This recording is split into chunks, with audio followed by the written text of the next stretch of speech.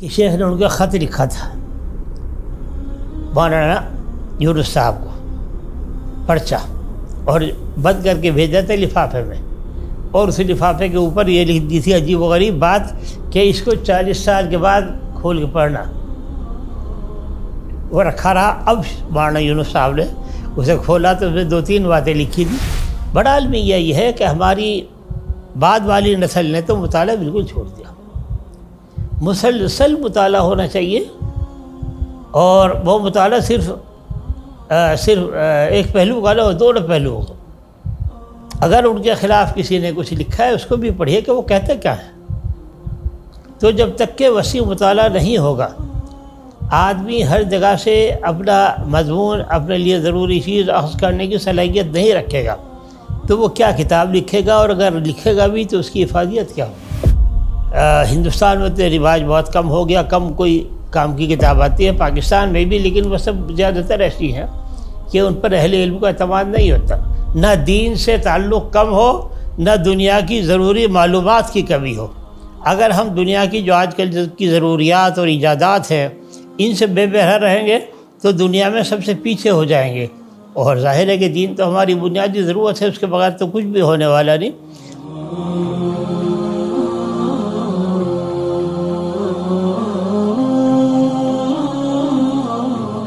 بسم اللہ الرحمن الرحیم۔ ناظرین السلام علیکم ورحمۃ اللہ وبرکاتہ۔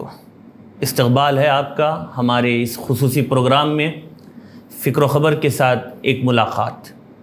ناظرین، آج ہمارے ساتھ موجود ہے محترم المقام مولانا راشد صاحب کھاندلوی دامت برکاتہم، جن کا شمار ملک کے مائناس محققین اور ریسرچ اسکالرز میں ہوتا ہے۔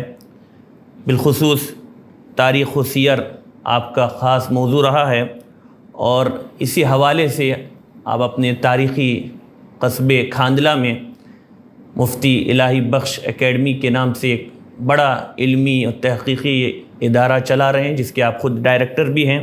کئی آپ کی تصانیف ہیں، اور تاریخ و سیر میں بھی خاص طور پر ہندوستان کی آزادی کے تعلق سے، اور اس کے بعد جو اس ملک میں تحریکیں برپا ہوئی اور جو کام ہوا علماء دیوبند، علماء سہارنپور، علماء کھاندلہ کی طرف سے، بڑی اس پر آپ گہری نظر رکھتے ہیں مخطوطات کے حوالے سے، اور علمی دنیا میں گویا ایک جانا پہچانا نام آپ کا ہے، جانی پہچانی شخصیت ہے۔ مولانا کا ہم استقبال کرتے ہیں ہمارے فکر و خبر کے اس چینل میں۔ مولانا، آپ کا تعلق اس خانوادے سے رہا ہے، کھاندلہ کے اس مشہور خانوادے سے رہا ہے جس کے پورے عالم اسلام پر احسانات رہے ہیں، اور پوری ملت جس کے احسانات تلے ڈوبی ہوئی ہیں۔ ہم جاننا چاہیں گے کہ اس خاندانی پس منظر کو آپ ہمارے سامنے تھوڑا بیان کریں۔ جزاکم اللہ، آپ کا بہت شکریہ کہ آپ نے ہمیں یاد کیا اور کچھ بات کرنے کا موقع دیا۔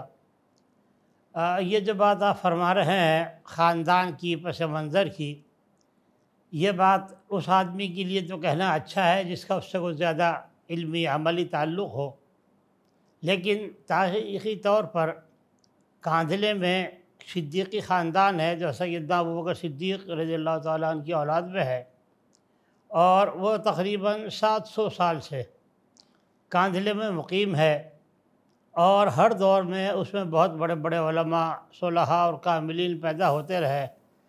اس کے ساتھ اللہ تعالیٰ کا کوئی خاص فضل و کرم کا معاملہ ہے کہ جو متواتر ایک سلسلہ ہے، ایک لڑی ہے جو چلی آ رہی ہے۔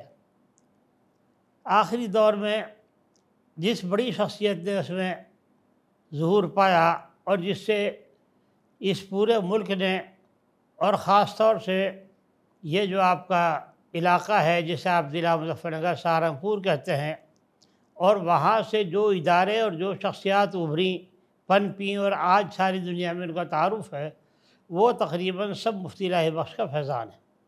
حضرت مفتی الہی بخش حضرت شاہ عبدالعزیز کے سب سے پہلے شاگردوں میں ہیں۔ شاہ ولی اللہ کی وفات کے بعد جب شاہ عبدالعزیز نے جس دن درس دینا شروع کیا، تیسرے دن، اس وقت 5 شاگرد شاہ عبدالعزیز کے سامنے بیٹھے تھے، شاہ عبد القادر شارفی الدین میر قمر الدین سونی پتی، اور اسی میں ایک مفتی الہی بخش صاحب بھی تھے۔ اور مفتی الہی بخش صاحب نے ہدایت النحو سے نہ صرف بخاری تک بلکہ جتنے معقولات کے علم ہیں وہ سب ان سے پڑھے تھے۔ طب ان سے پڑھی، قانون شیخ ان سے پڑھا، اور منطق و فلسفے کے علاوہ حیات اور فلکیات اور جانے کیا کیا علوم، ان کے ہم تو نام بھی صحیح نہیں لے سکتے، وہ سب حضرت شاہ عبدالعزیز سے پڑھے، اور شاہ عبدالعزیز نے ان کی باقاعدہ ان کو تحریری سند عطا فرمائی۔ اور شاہ عبدالعزیز کے ملفوظات میں ایک بات ہے جو اس سے بھی بڑی ہے، آخر عمر کی بات ہے ان کی۔ جب شاہ عبدالعزیز کی عمر تقریباً 75-76 سال کی تھی، اس وقت شاہ صاحب نے اپنی ایک مجلس میں یہ فرمایا کہ میرے شاگردوں میں 2 آدمی بہت اعلیٰ درجے کے ہیں، ایک مولوی رفیع الدین اور ایک مولوی الہی بخش۔ تو مفتی الہی بخش صاحب کا سلسلہ پھر قاضلے میں ہے، اور ان کے بیٹے مولانا ابوالحسن وہ بڑے عالم تھے، بڑے عارف تھے۔ حاجی امداد اللہ نے خود لکھا ہے، شمائم امدادیہ میں ہے، امداد المشتاق میں ہے، کہ میں نے مولانا ابوالحسن سے 2 مرتبہ مثنوی مولانا روم پڑھی۔ مفتی الہی بخش کے ایک نواسے تھے، ان کا نام تھا مولانا عبدالرزاق، وہ بھی اس زمانے میں حضرت تھانوی کا بقول ہندوستان کے سب سے بڑے شہید استاد تھے مثنوی کے، اور انہوں نے کم سے کم 100 مرتبہ مثنوی کا درس دیا۔ تو حضرت حاجی امداد اللہ نے اور بہت سے حضرات نے اس زمانے کے ان سے بھی مثنوی پڑھی۔ اسی طرح حضرت مولانا قاسم نانوتوی جو ہیں، ان کے بارے میں صحیح معلومات کم ہیں۔ واقعہ یہ ہے کہ ان کی جو اصل تربیت کی اور اس کے اوپر جو اتباع سنت کا گہرا رنگ ہے، یہ حضرت مولانا مظفر حسین کاندھلوی کی صحبت کا اثر ہے۔ اور مولانا مظفر حسین صاحب کاندھلوی مفتی الہی بخش کے بھتیجے اور اس زمانے کے سب سے بڑے متقی پرہیزگار تھے، جس پر سب کا اتفاق تھا۔ اور مولانا قاسم صاحب کے بارے میں مولانا یعقوب نے بھی لکھا ہے، مولانا مناظر حسن گیلانی نے بھی لکھا ہے کہ ان کا اکثر قیام کاندھلے میں مولانا مظفر حسین کی خدمت میں رہتا تھا، اور مولانا قاسم صاحب نے سب سے پہلا واعظ بھی وہیں کاندھلے میں مولانا کے گھر پر کیا تھا، جس کا سب لوگ تذکرہ کرتے ہیں۔ اور سر سید احمد نے ایک بات اور لکھی ہے، سر سید احمد نے مولانا قاسم صاحب کی وفات پر جو ایک تحریر لکھی تھی تعزیتی، اس میں لکھا ہے کہ مولانا مظفر حسین کی صحبت نے مولوی محمد قاسم کو اتباع سنت پر بہت راغب کر دیا تھا۔ مفتی الہی بخش کے ایک پوتے مولانا نور الحسن صاحب تھے، جو گویا کہ علامۃ الدہر تھے، اور اس وقت پورے ہندوستان نہیں، ہندوستان سے باہر سے یعنی افغانستان اور چین تک سے طلباء نے علماء ان سے پڑھنے آتے تھے، اور ہر وقت صبح سے شام تک ان کے ہاں علوم عالیہ کا درس ہوتا تھا، اور عموماً وہ ان کے لوگوں کو پڑھاتے تھے جو اور جگہ سے فارغ ہو کر آتے یا خود پڑھانے کا تجربہ رکھتے تھے۔ مولانا نور الحسن صاحب کے یہاں تقریباً تمام علوم پڑھائے جاتے تھے، اور سب چیزوں میں ان کو عجیب و غریب غیر معمولی قسم کی دسترس تھی، اور وہ نہایت اعلیٰ درجے کے خوش نویس تھے۔ ان کے ہاتھ کی لکھی ہوئی 50 کتابیں آج موجود ہیں، تقریباً 150-200 سال کے بعد۔ اور مولانا نور الحسن صاحب کا ایک کمال تھا جو ہمارے جیسے کہ تو خیر سمجھ میں آتا نہیں، شیخ سنایا کرتے تھے، شیخ زکریا، کہ مولانا نور الحسن صاحب کا روزانہ 50,000 مرتبہ درود شریف پڑھنے کا معمول تھا اپنی تمام مصروفیات کے ساتھ۔ تو پھر یہ خاندان آگے چلتا رہا، اسی خاندان کے نواسے اوپر جا کے دونوں ایک ہو جاتے ہیں، مولانا محمد یحییٰ صاحب اور مولانا الیاس صاحب ہیں۔ ان دونوں کے جو والد تھے مولانا محمد اسماعیل صاحب، وہ مولانا مظفر حسین کے خلیفہ بھی تھے، ان کے تربیت یافتہ بھی تھے، ان کے جانشین بھی تھے۔ اور یہ جو تبلیغ کا کام ہے، یہ بنیادی طور پر مولانا مظفر حسین کا کام ہے۔ انہوں نے ایک سلسلہ شروع کیا تھا جس کو مولانا اسماعیل نے آگے بڑھایا، اور پھر مولانا الیاس صاحب کے دور تک آتے آتے وہ پورا ایک عالمی کام بن گیا، اور پھر اللہ تعالیٰ نے دنیا کو اس سے جو فائدہ پہنچایا وہ آپ کے علم میں ہے۔ مولانا آپ بھی ماشاءاللہ اس وقت اسی لائن سے جڑے ہوئے ہیں، اور آپ کا بھی نام مولانا نور الحسن راشد صاحب بھی ہیں اور تحقیق کے میدان سے آپ مستقل جڑے ہوئے ہیں، تو یہ جو ذوق آپ میں پیدا ہوا تحقیقی علمی، خاص طور پر ایک ایسے دور میں جب کہ کتابوں سے لوگوں کی دوری ہو رہی ہے، تو اس ذوق کو پروان چڑھانے میں کیا ہاں، دو باتیں ہیں میرے خیال سے۔ ایک تو یہ کہ اس ذوق کے واحد آدمی جن کو ہم نے تھوڑا سا دیکھا، تھوڑا سا یوں کہ جس سال میں مدارالعلوم سے پڑھ کر آیا اس کے دوسرے سال میں ان کی وفات ہو گئی تھی، ورڈ تو مولانا احتشام الحسن صاحب تھے۔ مولانا احتشام الحسن کاندھلوی جو ایک معروف شخصیت ہیں جن کی بہت تصانیف ہیں، وہ میرے والد کے بڑے بھائی تھے، یعنی میرے تایا تھے، بڑے ابا تھے، اور وہ ہر بات کی حوصلہ افزائی کرتے تھے، سب چیزیں بتایا کرتے تھے۔ میں حالانکہ چھوٹا تھا اور اب تو خیال ہوتا ہے کہ غلط کرتا تھا شاید، میں روزانہ ان کے پاس بیٹھتا، طرح طرح کے ان سے الٹے سیدھے سوالات کیا کرتا اور وہ جوابات دیا کرتے۔ اور پھر انہوں نے ایک بات ایک دن عجیب کہی کہ اللہ کی میاں سنو، تمہیں جو کچھ پوچھنا ہو لکھ کر ڈایا کرو، اس کا جواب لکھ کر دوں گا۔ تو ان کو کہہ سکتے ہیں، ورنہ کسی اور کا ہمارے یہاں اس طرح کا ذوق نہیں تھا۔ اور دوسرے جو بڑا مجھ پر احسان ہے اور جس کا میں کسی بھی طرح نہ حق ادا کر سکا نہ شکریہ کرتا ہوں، اللہ تعالیٰ ہی جزا خیر عطا فرمائے اور وہی کرنے والا ہے، وہ حضرت مولانا یونس صاحب کی صحبت کا۔ میں نے مشکات سے، بلکہ یوں کہنا چاہیے کہ شرح وقایہ سے صحیح بخاری تک سب کچھ مولانا سے پڑھا، اور مولانا سے میرا ایسا تعلق رہا وفات تک بالکل، کہ میں جب بھی سہارنپور جاتا میرا تمام وقت رات کو 11-12 بجے تک مولانا کے ساتھ گزرتا تھا، اور مولانا بیٹھے رہتے تھے، باتیں کرتے رہتے تھے، میری سب چیزیں سنتے تھے، بتاتے تھے، مشورے دیتے تھے، کہتے تھے کہ دیکھ وہ فلاں چیز چھپی ہے، تو نے پڑھی ہے نہیں پڑھی، وہ فلاں نے یہ لکھا ہے دیکھا اس کو، وہ جو فلاں کتاب آئی ہے اس کی بڑی شہرت ہے مگر اس میں کیا ہے فلاں بات ہے۔ تو مولانا سب چیزوں پر بہت مختصر اور بڑے عالی تبصرے کیا کرتے تھے۔ تو میں یہ کہہ سکتا ہوں بس مولانا سے، اور مولانا میری ہر ادنا سی ادنا تحریر کو پڑھتے تھے اہتمام سے اور توجہ دلاتے تھے۔ تو آپ نے محسن شخصیات کا تذکرہ کیا، تو اسی طرح آپ کی محسن کتابیں کون سی رہی؟ ہاں، محسن کتابوں میں تو میں کیا عرض کروں، دیکھیے میں نے تو اپنا مطالعہ شروع کیا تھا ارواح ثلاثہ سے۔ ارواح ثلاثہ جو علماء دیوبند کی اور وہاں کے مشائخ کے چھوٹے موٹے واقعات کا ایک مجموعہ ہے، میں نے وہاں سے مطالعہ شروع کیا تھا اور پھر آگے چلتا گیا۔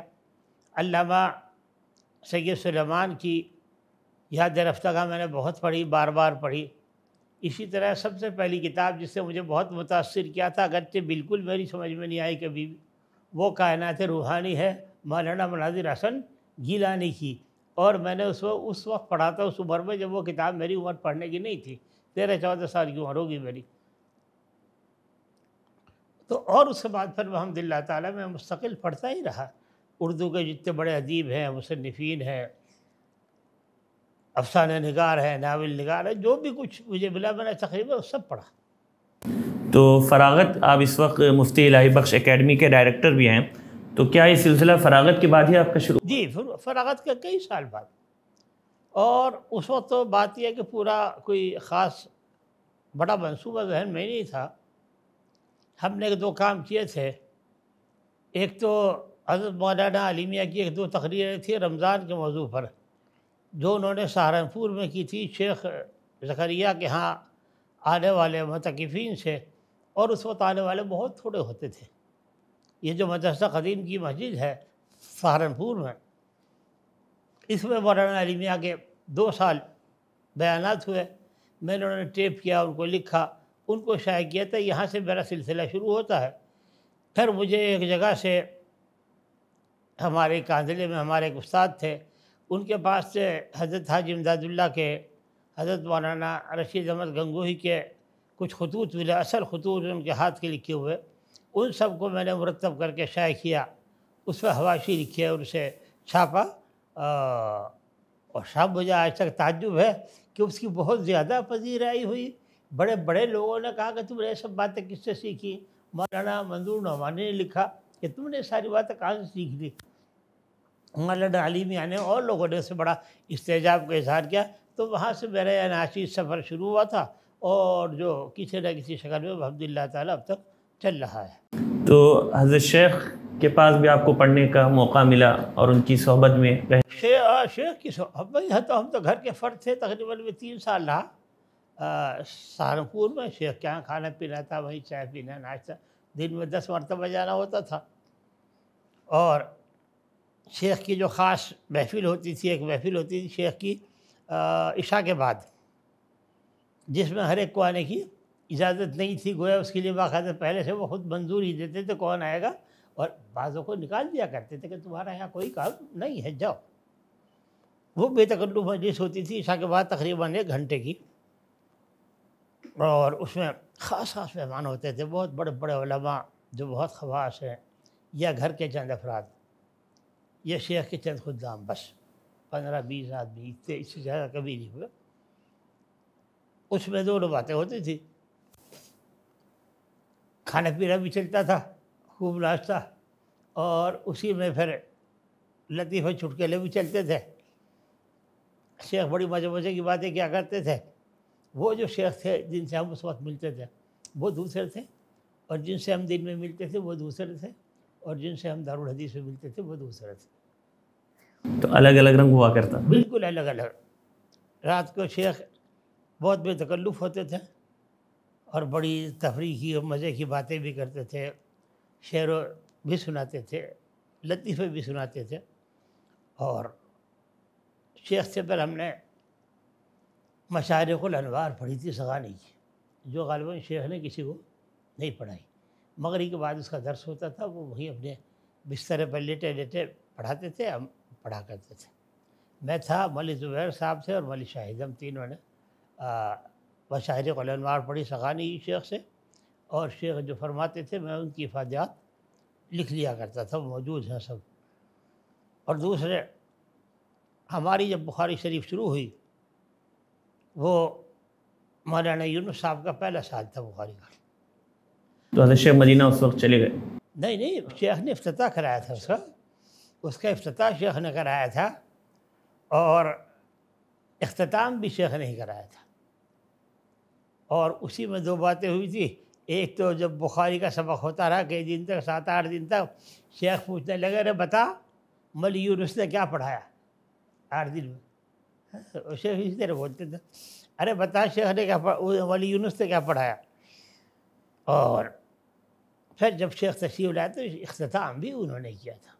اور اس وقت پھر واقعہ ہوا تھا، آپ کے علم میں ہوگا کہ شیخ نے ان کا خط لکھا تھا مولانا یونس صاحب کو، پرچہ، اور بند کر کے بھیجا تھا لفافے میں، اور اس لفافے کے اوپر یہ لکھ دی تھی عجیب و غریب بات کہ اس کو 40 سال کے بعد کھول کے پڑھنا۔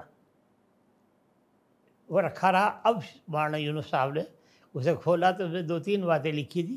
یوں لکھا تھا کہ تم بخاری مجھ سے زیادہ پڑھاؤ گے، اور میں نے 40 سال پڑھائی، تم مجھ سے زیادہ پڑھاؤ گے، اور تم حدیث میں مجھ سے بہت آگے جاؤ گے، اور اللہ تعالیٰ تمہیں بڑا مرتبہ عطا فرمائے گا۔ 3 باتیں پوری ہوں۔ تو یہ ہے جناب علی۔ مولانا اب تک آپ کی کتنی تصانیف منظر عام پر آ چکی ہے اور اس میں مشہور؟ ہاں، میرے کیے ہوئے جو کام ہے غالباً وہ 25-26 کتابیں چھپ چکی ہیں اب تک۔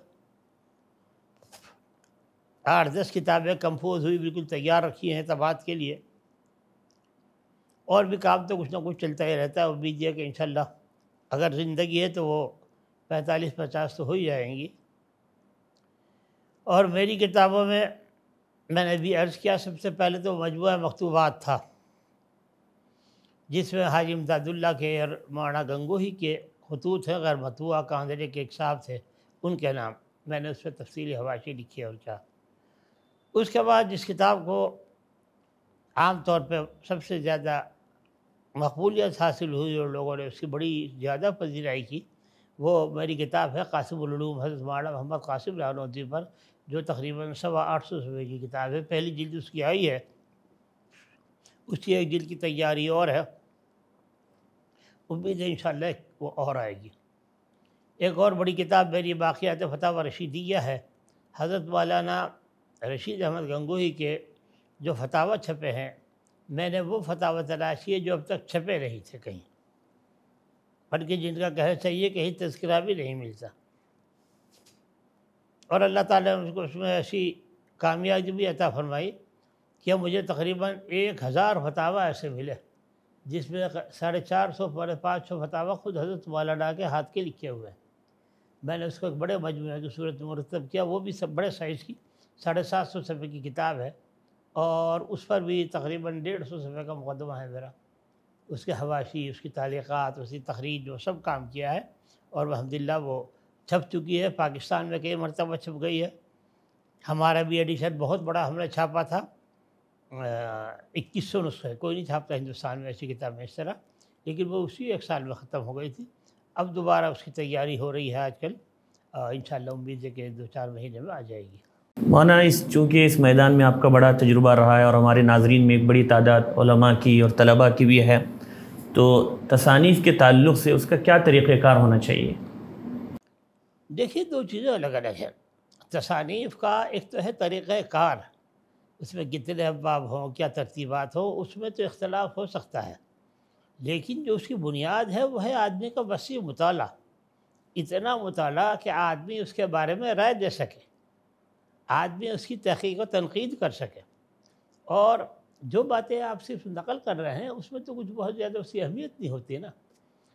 بڑا المیہ یہ ہے کہ ہماری بعد والی نسل نے تو مطالعہ بالکل چھوڑ دیا، مسلسل مطالعہ ہونا چاہیے، اور وہ مطالعہ صرف ایک پہلو کا نہ، 2 پہلو ہوگا۔ اگر ان کے خلاف کسی نے کچھ لکھا ہے اس کو بھی پڑھیے کہ وہ کہتے کیا ہے۔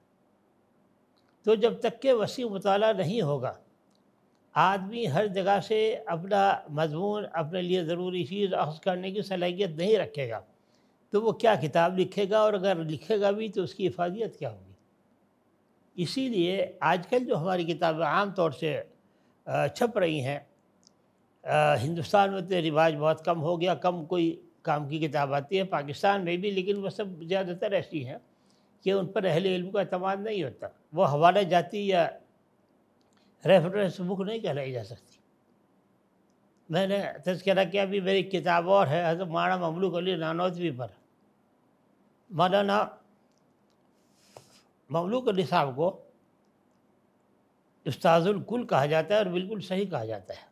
ہمارے جتنے حضرات علماء ہیں، حضرت مولانا قاسم صاحب ہیں، مولانا گنگوہی ہیں، مولانا یعقوب صاحب ہیں، اور جانے کون کون ہیں، ایک آدھ تھوڑی ہے، سب ان کے شاگرد ہیں، لیکن ان پر کوئی اچھا مضمون بھی نہیں تھا۔ مجھے اللہ تعالیٰ نے توفیق دی، میں نے ان کی سوانح لکھی جو تقریباً 650 صفحے کی ہے، اور بحمدللہ تعالیٰ سے کئی زبانوں میں ترجمے ہو گئے، بنگالی میں ہو گیا ہے، چھپ بھی گیا ہے، نسخہ مجھے نہیں ملا لیکن چھپ گیا غالباً، انگریزی میں بھی اس کا ترجمہ ہو رہا ہے۔ اور ہندوستان کے بڑے ناقدین نے، بڑے اہل قلم نے، انہوں نے لکھا کہ خالص مغربی انداز میں لکھی ہوئی کتاب ہے جو آج کل کی ضرورت ہے، تو وہ بھی ختم ہوئی مدت سے، اس کا دوسرا ایڈیشن آ رہا ہے۔ تو مملوک علی بھی اللہ کے فضل سے بہت اچھی کتاب ہے، اور ایسی ہے کہ جس کو اس طبقے نے پڑھا جو ہمارے ہاں کی کتابیں نہیں پڑھا تھا، یونیورسٹی کے لوگ، کالج کے لوگ، ہمارے یہاں تک کہ وہ آکسفورڈ تک گئی، وہاں پڑھی گئی۔ تو آپ نے کہا ہمارے یہاں کے لوگ کتابیں وہ نہیں پڑھتے ہیں، تو اس کی بنیادی وجہ یہی ہے کہ وہ حوالہ جاتی نہیں ہوتی، معتبر نہیں ہوتی۔ آپ بات کہاں سے کہہ رہے ہیں اس کا حوالہ ہونا چاہیے، جس سے نقل کر رہے ہیں اس کو معتبر ہونا چاہیے، اور آپ کی خود اپنی ایک نظر اس پر ہونی چاہیے کہ وہ آدمی کس درجے کا، کس حیثیت کا۔ اگر اس نے کہیں کوئی غلطی کی ہے، اطلاعات کی غلطی ہے، اس کی فکر کی غلطی ہے، اس کے متعلق، تو اس پر آگاہ کرنا چاہیے۔ میرے خیال سے یہ کام ہمارے یہاں سے ختم ہو گیا۔ مولانا آخری آپ سے گزارش، آپ یہ ہمارے اس ادارے میں تشریف لائے، اس حوالے سے بھی، اور جو ناظرین ہم سے جڑے ہوئے ہیں، آپ ان کو کوئی پیغام دینا چاہیں تو وہ۔ پہلی بات تو آپ کے ادارے سے میری واقفیت بہت پرانی ہے، مولانا سید ہاشم صاحب کے ذریعے سے، اور یہ بہت خوشی کی بات ہے کہ آپ لوگ یہ چینل چلا رہے ہیں، مگر میرا خیال یہ اس کو اور عام ہونا چاہیے، اور اس طرح کے چینلز کی آج کل بہت زیادہ ضرورت ہے۔ یہ ہماری ایک طرح کی اب تو ملی ضرورت ہے کہ جو اور ذرائع ابلاغ ہے وہ ہمارے دسترس میں نہیں ہے، ملک کا جو میڈیا ہے وہ ہمارے خلاف ہے، اس لیے ضرورت ہے ان سب کی کہ یہ ہوں، اور اس طرح کے اور ادارے ہوں، اور ان کو زیادہ سے زیادہ وسعت دی جائے، زیادہ سے زیادہ ان کو عام کیا جائے۔ اور آپ کے قارئین کرام کو اور آپ کے دیکھنے سننے والوں کو میں کیا کہوں، میں تو صرف وہی ایک بات کہہ سکتا ہوں جو کبھی اکبر الہ آبادی نے کہی تھی، تم غباروں پہ اڑو چرخ پہ جھولو، پر ایک سخن اس بندے عاجز کا رہے یاد، کہ اللہ کو اور اپنی حقیقت کو نہ بھولو۔ نہ دین سے تعلق کم ہو، نہ دنیا کی ضروری معلومات کی کمی ہو۔ اگر ہم دنیا کی جو آج کل کی ضروریات اور ایجادات ہیں ان سے بے بہرا رہیں گے تو دنیا میں سب سے پیچھے ہو جائیں گے، اور ظاہر ہے کہ دین تو ہماری بنیادی ضرورت ہے، اس کے بغیر تو کچھ بھی ہونے والا نہیں۔ اور اس کے لیے ضرورت ہے ہمیں اچھے تعلیمی اداروں کی۔ ہمارے ملک میں تو خاص طور سے، چونکہ آپ کے سننے والے بہت سے یہاں بھی ہیں اور ماشاءاللہ بہت سے بڑے اہل خیر بھی ہیں، ضرورت ہے کہ جگہ جگہ بچیوں کے اچھے اسکول ہوں، معیاری، جہاں بنیاد دین ہو، تعلیم سرکاری یا مغربی جو بھی کچھ ہو، لیکن جب دین محفوظ ہے تو انشاءاللہ تعالیٰ پھر سب محفوظ ہے۔ بس میں یہی عرض کر سکتا ہوں۔ اور ایک بات یہ کہ اپنے بچوں کو خاص طور سے، کل جو یہ آپ کا ہم نے پروگرام دیکھا اور بچوں کے اسٹائل دیکھے، بہت خوشی ہوئی۔ بچوں کو اگر آپ شروع سے مطالعہ کا عادی نہیں بنائیں گے، ان کے سامنے اچھی کتابیں نہیں رکھیں گے، ان کی تربیت نہیں کریں گے اور ان کو بہتر انسان بنانے کی کوشش نہیں کریں گے، تو وہ کل کو آپ کے لیے کیسے مفید ثابت ہوں گے؟ اس کے لیے کوشش کرنی چاہیے جہاں تک ہو سکے۔ اپنے گھروں میں چھوٹی چھوٹی لائبریری ہونی چاہیے، اپنے محلوں میں ہونی چاہیے، اپنی بستیوں میں ہونی چاہیے۔ اس کے لیے تعاون بھی کرنا چاہیے اور اس کام کو آگے بھی بڑھانا چاہیے۔ آپ کا بہت بہت شکریہ کہ آپ نے مجھے یہاں آنے کا اور بات کرنے کا موقع دیا۔ جزاک اللہ تعالیٰ علیہ۔ والسلام علیکم ورحمۃ اللہ وبرکاتہ۔ تو ناظرین، آپ سن رہے تھے ہمارے ملک کے ایک مشہور محقق، مصنف اور مشہور علمی گھرانے سے جن کا تعلق ہے مولانا نور الحسن راشد کھاندلوی صاحب سے۔ آئیے ہم سب مل کر مولانا محترم کے لیے دعا کریں کہ ایک ایسی شخصیت اس دور میں، جس دور میں ملت کی ایسی شخصیات ہمارے درمیان سے بہت تیزی سے اٹھ رہی ہے، اللہ تعالیٰ آپ کا سایہ عاطفت ہم سب پر اور پوری ملت اسلامیہ پر تادیر سلامت رکھے۔ آپ سے اللہ مزید کام لے اور آپ کے کاموں میں اللہ تعالیٰ اور برکت اور وسعت دے۔ اسی دعا کے ساتھ ہم آپ سے اجازت چاہتے ہیں۔ والسلام علیکم ورحمۃ اللہ وبرکاتہ۔